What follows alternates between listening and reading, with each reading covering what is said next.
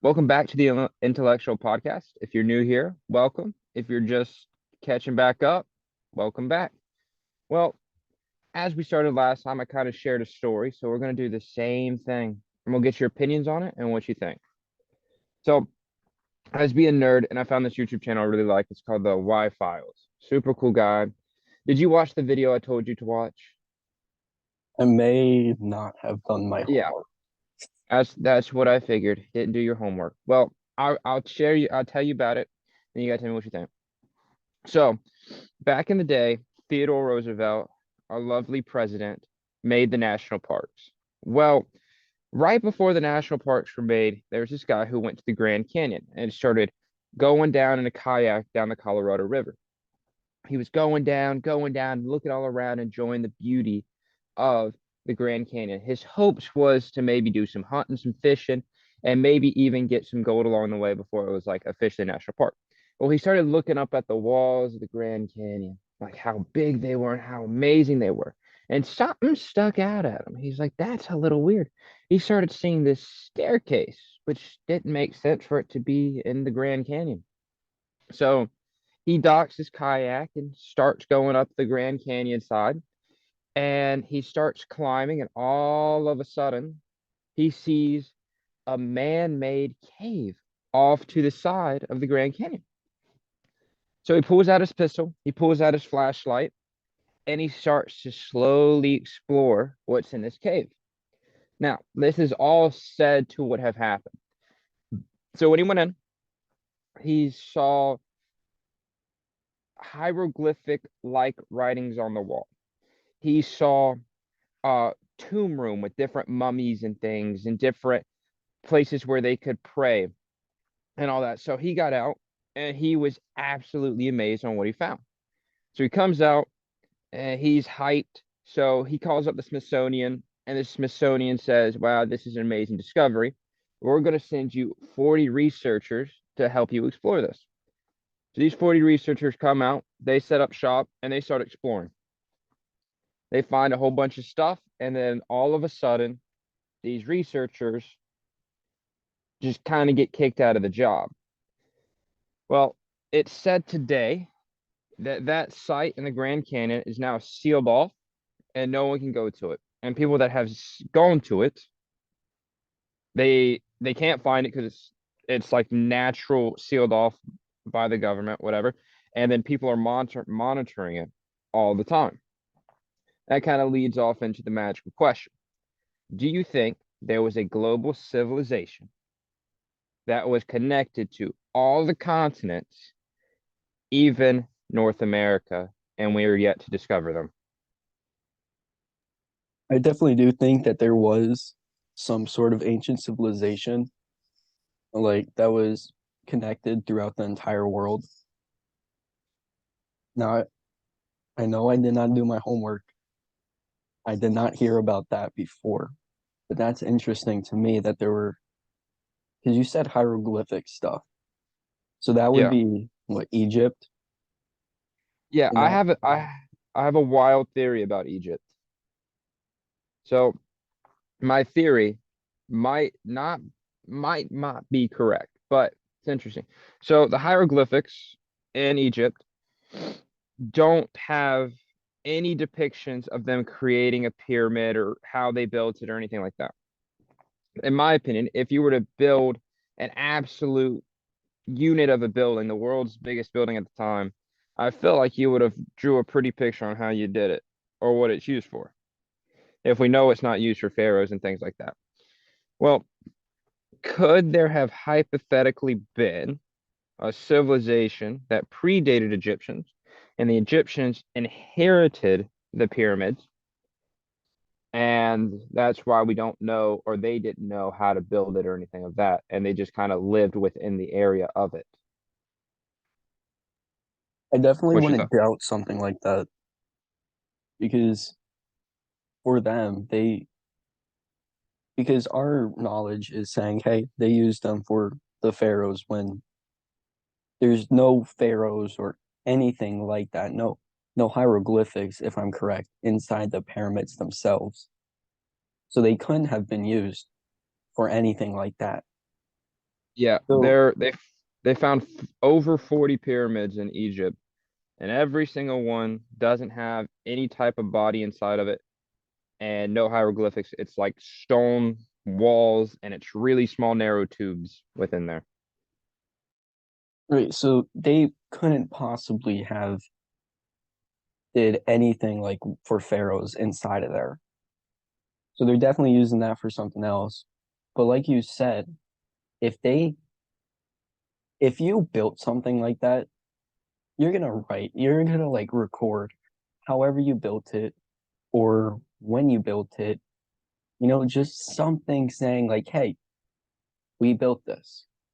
Especially in their times when if you're a super rich, say, empire, nation, whatever you want to call it, you you build a structure like that, you're you just knocked it up an extra tier, you know? So, and then for them to say that they didn't, it it's just weird to me, you know? So, what do you think a global civilization would look like? What time frame would it have been at? Where in the world would they have been? How technological advanced would they be? What do you think? So I'm gonna draw a little bit of this from Ancient Apocalypse on Netflix by Graham Hancock, and that it was probably before what is it, 11,600 BC, right Yeah, when something the like that. Younger Dryas was happening. Hmm. I think I'm gonna agree with them and say that there was probably an ancient civilization before then, and when the Younger Dryas happened, it wiped them out and wiped out their like technology because you know how we have everything on the cloud. Yeah. If something happens to technology today, we're screwed. We don't have anything. All of our all the remaining knowledge would be in books. We have not been updating books as much as we have been with the cloud. And something like that probably happened with them with the ancient civilization. So, and it Yeah. just kind of knocked them down. Yeah, I have kind of an interesting theory. So let's just hypothetically say it int or very smart people, intellectual people that started kind of gathering together happened 100,000 years ago, for the sake of the analogy. So it started happening then. I think there was a series of up and downs in what we'd call technology. And I don't mean technology as like the internet and railroads. I mean technology is like we look at them and we say, wow, you got something smart going on and stuff we couldn't understand. So like if the first one was like they could understand the magnetation forces of Earth and be able to levitate rocks, that sounds like magic. But if there's people that were able to do it, these are probably the people. If there's people that are trying to tap into like I don't know if you've seen Avatar, the little blue people running around. If there are people to tap into nature and have special powers when they tap into that, which then gives them a leg up, allows them to be a global civilization, tap in to I forgot what they're called, but they're like these longitude and latitude lines on the earth where it has more energy than other places. And a lot of these sites sit on these lines. Is there something up with that? Does when the stars line up in a special place create some type of energy field? I think there's that kind of stuff that they understood the surroundings of where they were at better than we do today. And that might have happened more than just once. We just can theorize about one time. So, in that aspect, they were more advanced than us. And then a great flood, some crazy stuff happened, big storms. Majority of these big civilizations die out. Then you start seeing repopulation, and we forgot about everything they did because they're all dead, and all their records are gone. And then we start building back the technological cycle. And then that's when you see railroads and industrial revolution and internet. But I don't think we have the understanding of our environment like they did back then. From simple things like, if let's just say a canal, how to make a canal. You make a long river and you section it off, and then you higher and lower it to get the boat across. That seems like something that kind of I'm talking about, but back then, whatever that might be. There was one, it's in Machu Picchu. Well, if you go there, they have an amphitheater. So a really big theater outside, and if you stand in the middle, you can whisper and they can hear you for football fields away. Like that is engineering at like the highest level using nature. That's insane. And I think it's a whole bunch of little things like that. And that's why we can't explain how they did the things they did. I would completely agree with you and say that they understood their environment and their surroundings better than we do. I think when you look at technological advancements, there's probably two ways that you can go. We went the way with, like industrial revolution in that way, like you were saying, to where we have our modern day society, and they had their technological advancements had to do more with how can we better our environment or use our environment to better our lives instead of manipulating the environment to make plastics and steel and all of that. They they said, well, if you here's these two mountains here, you can say something here and it will echo over there. So let's try and do something like that. Or like you were saying, like with the stars, maybe a certain way the stars line up, they produce a little bit more energy. We can use that energy and tap into this, or do this. So I completely agree 100% that they understood their surroundings and their environment more than we understand ours today. Yeah, I think there's even enough proof to prove that there was a civilization that predated what we thought. So we're going to just say Mesopotamia is what they say the oldest civilization is. I think there's a ton of proof. We're talking about Göbekli Tepe, and I think there's even more proof about more stuff.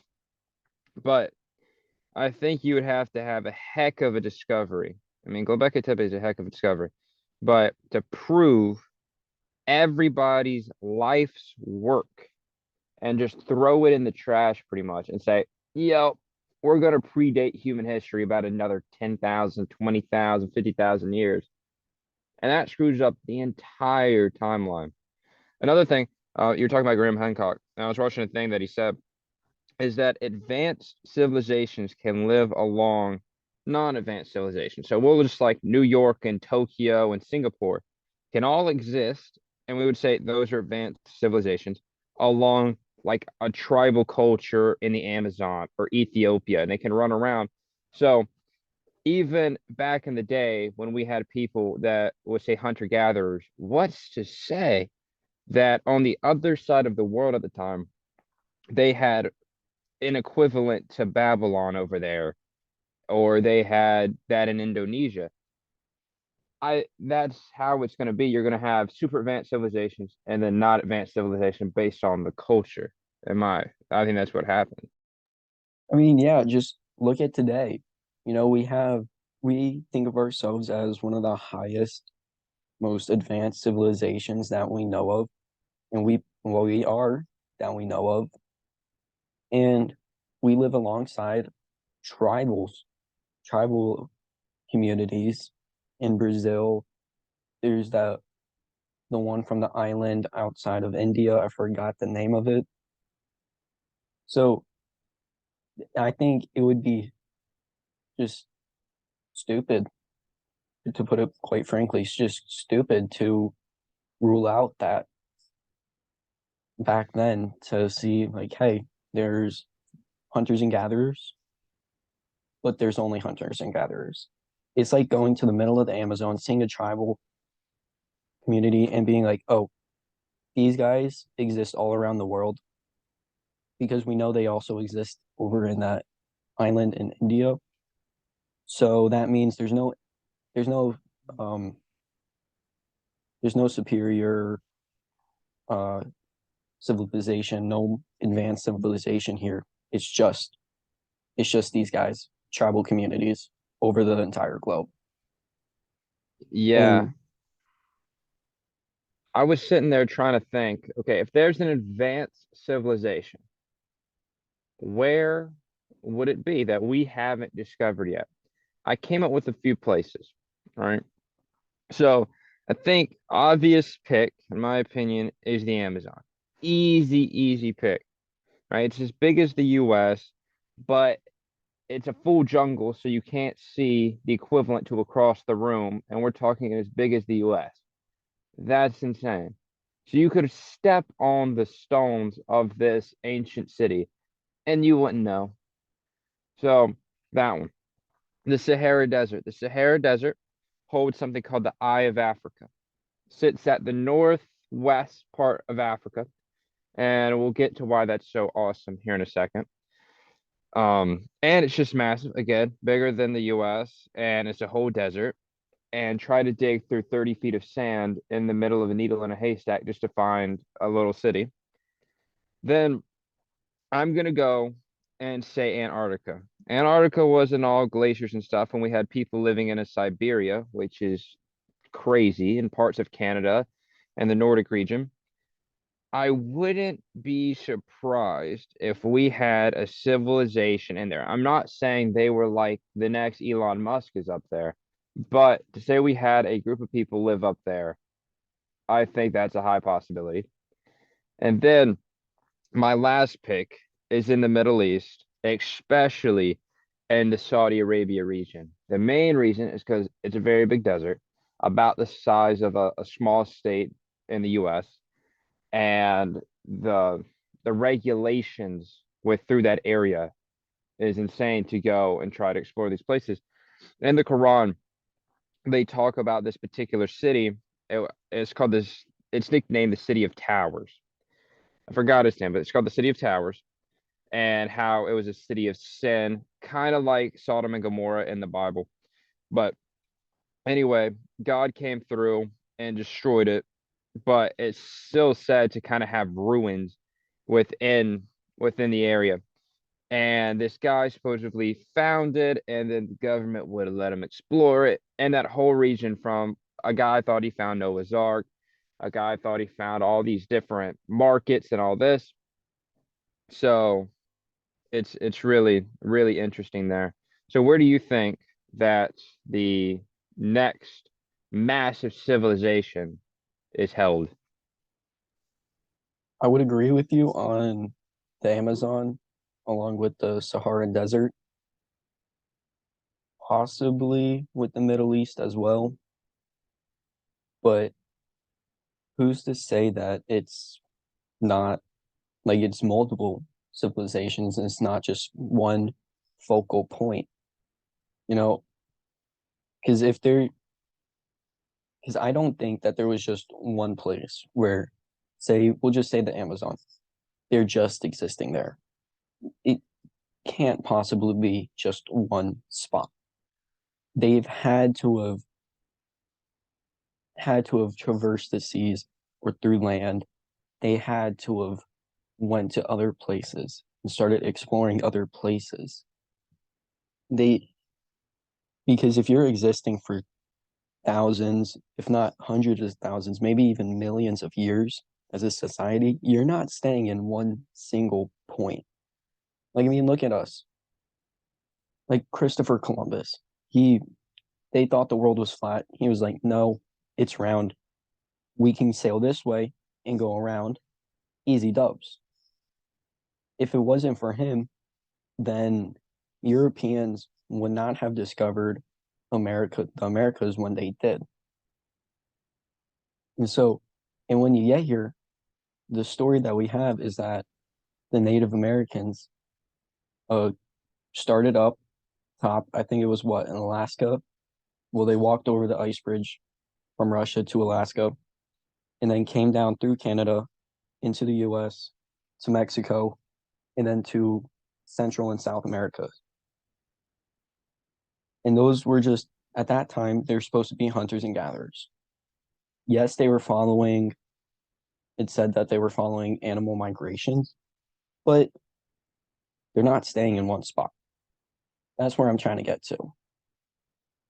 They're, I think they're either like all these focal points, like the Amazon, the Sahara Desert, and then the Middle East. It's all either under one civilization or it's what we have now, where it's the US, China, Russia, Germany, England, Spain, and it's all these different places.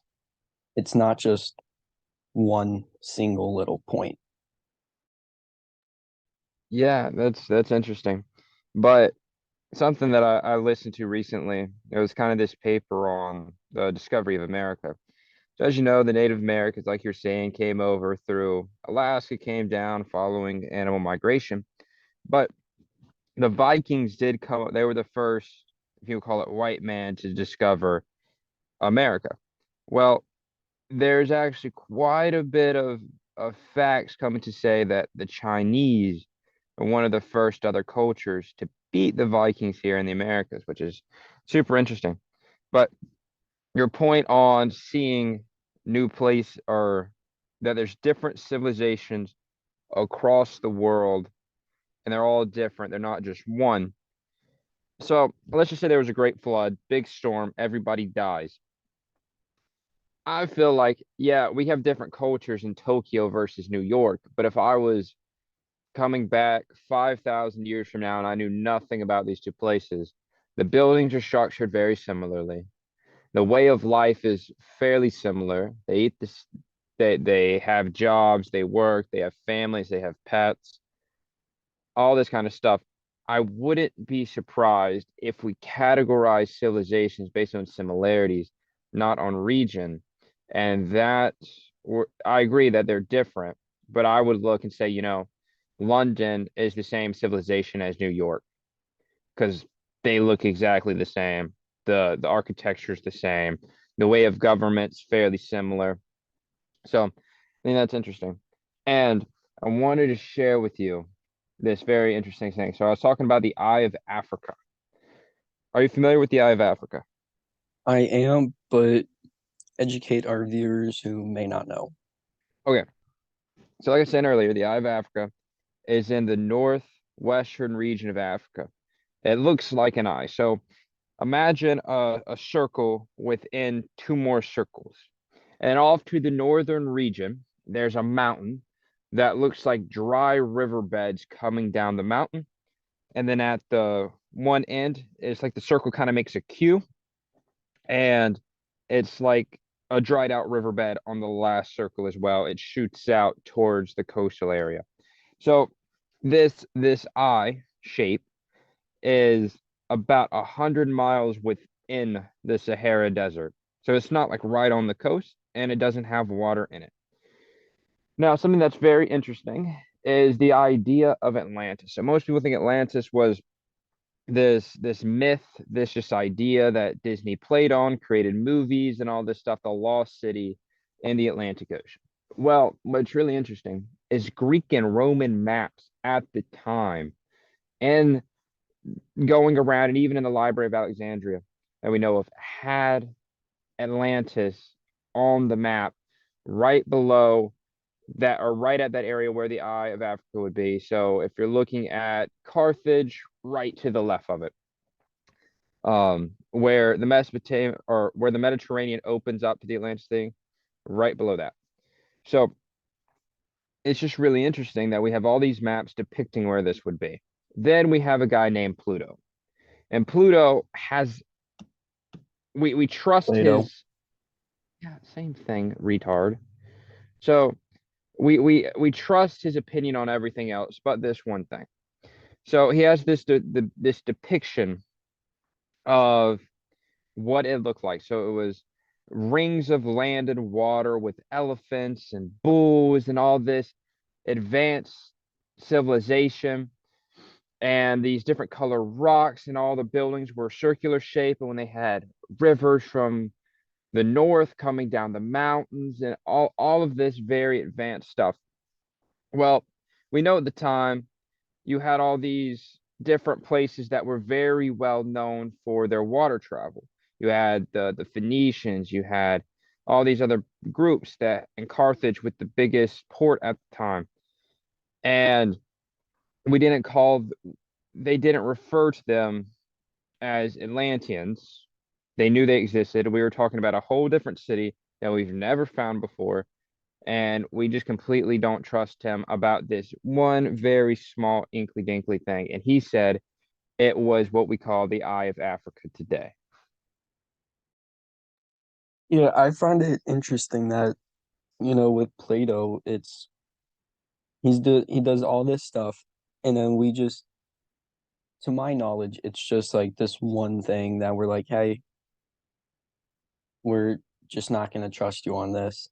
When there's multiple accounts for something of the nature being at the quote unquote Eye of Africa, Eye of the Sahara, which is which brings me back to what you said earlier, honestly, about how modern historians, like specifically like architects and, well, architects, I don't words, but you guys know what I mean.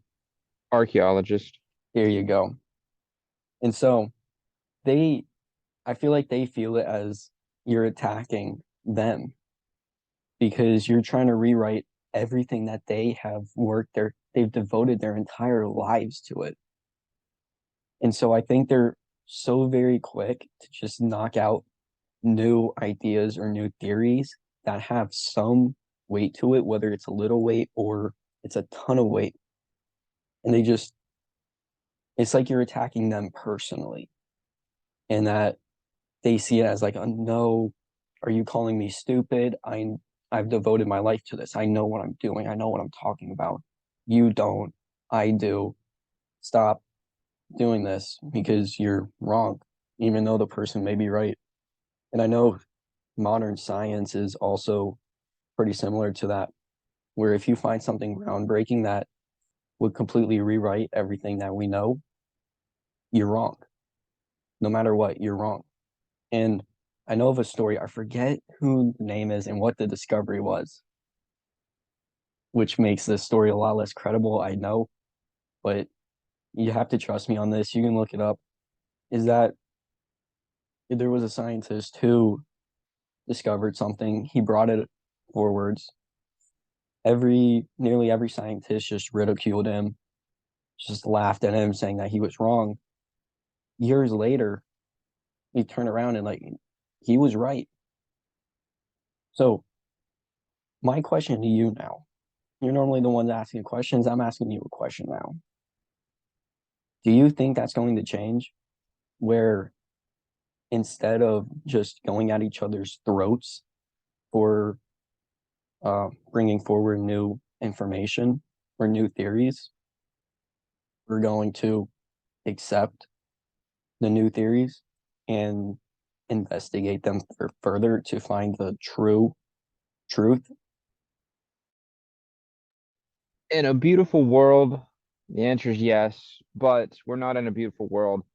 And like you said, I think you have too many people who've invested way, way, way too much money, way too many colleges doing research in Egypt and Jordan and all these places. And they have all these books and these narratives and these movies. So, nope, I don't see it changing anytime soon unless you can find something that's absolutely insane, like equivalent to Angkor Wat in Cambodia or Machu Picchu. I do think Göbekli Tepe is of that caliber, but how many people know about that? Something that I was sitting here thinking about as you were talking about. There's a lot of interesting kind of side conversations that go out of this, like the Smithsonian supposedly finding giants in North America and how the Bronze Age, um, what the it was the Copper Age into the Bronze Age. Well, how that started was these sea people, that they had no idea who they were, just came and conquered everybody because they had these superior weapons, and it shortened up the supply of copper, and bronze then started to come into more fruition. And I think doing almost like a story format, tell the story of the Smithsonian giants would be something kind of interesting. Maybe not like a podcast format, but something like that. But back to what we're talking about. Yeah, I definitely anytime soon, I do not think that history, politics, and if you want to call it the educational world will all align and the truth will come out and it'll be beautiful and everybody can say, yep, that's what happened. We all can agree. Absolutely not. Not anytime soon. Yeah. But that's kind of my opinion. I don't think it'll it'll change. What's your thoughts? See, unfortunately, I do agree with you on that, which is sad to say because it may not even be in our lifetime when things are starting to get, like quote unquote fully discovered or coming out as the 100% truth, you know? But All right, so I know we've been talking about Göbekli Tepe a whole bunch. For all these uncultured little people, I'll give them a quick little description of what this is. So it's a place off in Turkey, and imagine Stonehenge, but make it like 10 times bigger, put it underground, and that's kind of what it's like. So it's this Stonehenge-like structure, and the people there were said to have buried it on purpose. And that's super interesting. You want to go more in depth about it, or about Göbekli Tepe? I think we can because just of its significance to the possible ancient civilization. So why not? Go for it. Take it away. All right. So basically, like you said, it was buried intentionally. It also, what I believe, it's 11,600 years old, or it dates back to 11,600 BC. One of the two, either way, it happened. It dates back to the Younger Dryas, which this is a topic they that in Graham Hancock and his Ancient Apocalypse show on Netflix. That's where I'm drawing most of this information. So I'm shout going to out to interrupt you. Explain the Younger Dryas. Okay, so basically the Younger Dryas was like a cataclysmic event where it just wiped out a whole bunch of stuff. Basically, basically what killed the dinosaurs, just different events possibly, and just at 11,600 BC, I believe.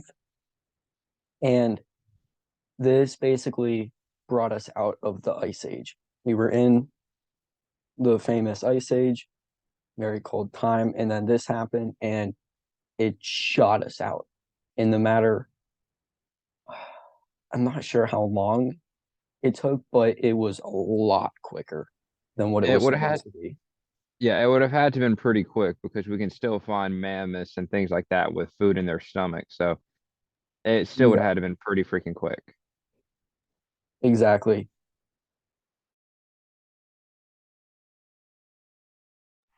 But yeah, as you were saying, Göbekli Tepe dates back about 11,600 years ago, which predates absolutely everything we have found civilization-wise. So that finding puts all these other findings of the pyramids and all these life works of Mesopotamian, being the first civilization to ever be discovered, that just screws over all of their work. And I'm not sure if it's we know much about it and that's why we don't hear about it yet, or people are worried about their life's work going to kind of the trash. But so we just found that in the past 10, 15 years or so. Think about what else is out there. Not only because that was in Turkey, and who would have thought, it would have been in Turkey? Right. Well, I mean, Turkey was a trade hub, but I mean, as you look at like where would it be most likely to be hidden is what I'm trying to get, like the Amazon, under the world's biggest desert, and a place of governmental control where you can't even carry around a shovel without being asked questions. The mountains of Afghanistan, even the Himalayas, like those are places where I'm like, yeah, I could see it being there. That would make sense. Without a lot of foot traffic, people aren't going to discover it. It's going to kind of be local lore.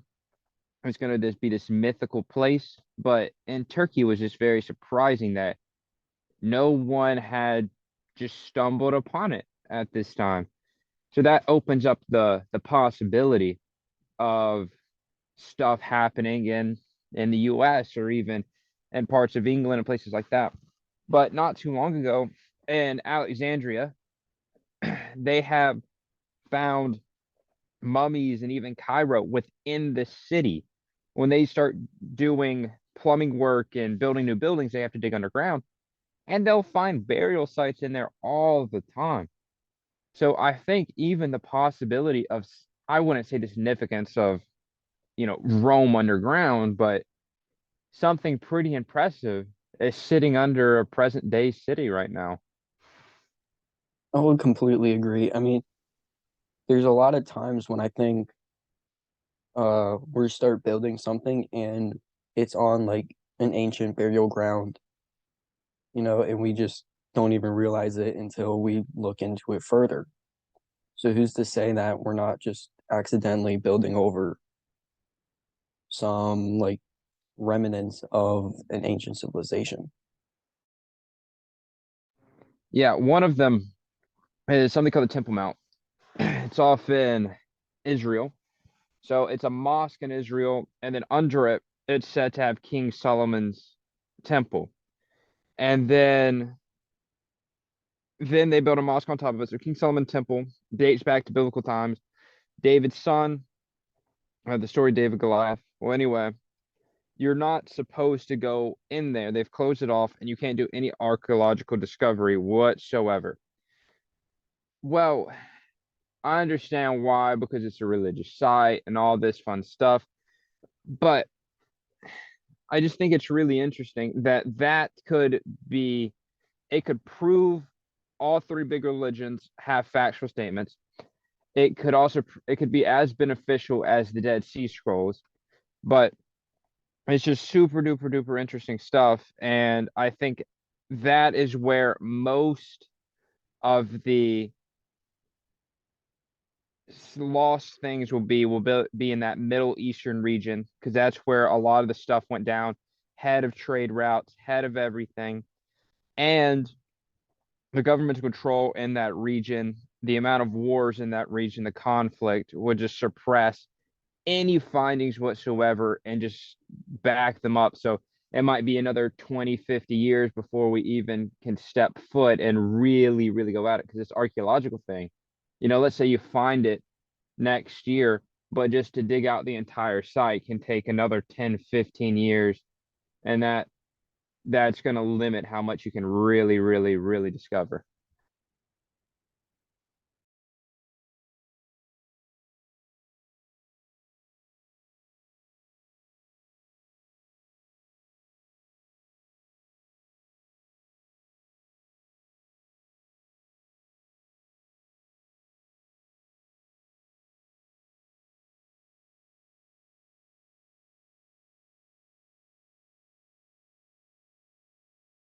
One thing, one thing right before we end, I just want to mention is that Göbekli Tepe was intentionally buried, and there are some people who rumor that it was buried as a time capsule because they created this structure and then buried it intentionally, carefully, not to preserve everything that they did.